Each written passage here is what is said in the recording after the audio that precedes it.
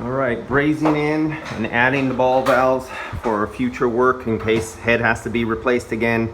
Can just cut it and ball valve it, replace the head without draining down the system, or if any kind of severe maintenance or cleaning has to be done. That makes it so much easier.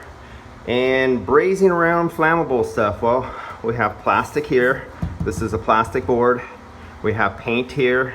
We have our unit here, and as you see, I have wet paper towel, just simple paper towel. Now, and one of the reasons I did a lot of this was I left my cans of wet rag, my brazing gel, the wetting gel, and my sheets of fiberglass or rock wool brazing blanket. I left it back at my shop. And so, paper towel, good old-fashioned paper towel. Now you see, I have taken these off. These have a seal in it. See that seal right there? Take those off. And if I unwrap this right here, they have a seal inside them too. You don't want to get them. So they get wrapped. The body got wrapped. This gets wrapped. Nitrogen's flowing through it. You can feel if you have a really low flow, you take it out and you can feel this on like your eye, or really light flow. You have no pressure, and then put this back on and then let it flow up the other side. You can take the other side off. That's about it. Emergency, everything's wet down. I took it into the other room. I have the squirter constantly. Every time I braze, get a braze, re-wet it, come up, braze, re-wet it, and just keep doing that.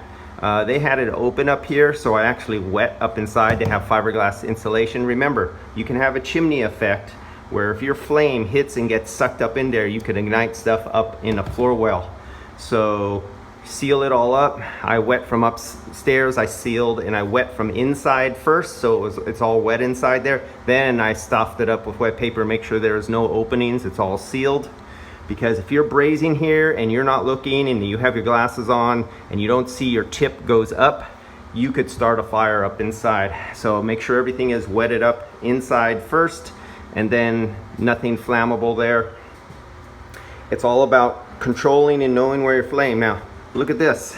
See this shriveled up plastic here?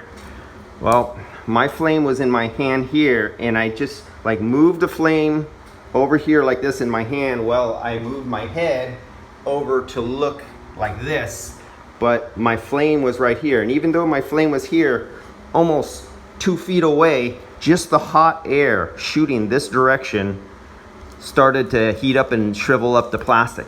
You really got to pay attention to where your flame is aiming. And here I was just uncareful for a fraction of a second.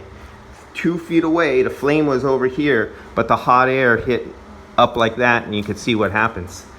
But it's amazing how good a wet piece of paper, double your piece of paper, fold it over or put 2 pieces and wet them, and they stick to anything. The paper just sticks to the wall when it's wet. And so that's a little secret.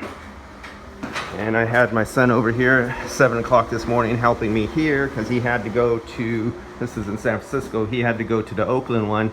So we were doing this, and I had to deliver some more copper over to the other job with him. And so he gave me a hand here. Actually, my son does a better job than I do. My work's a little messier than his. His looks better. Yeah, oh well. I'm getting ready to retire anywhere when I die. All right, see you guys.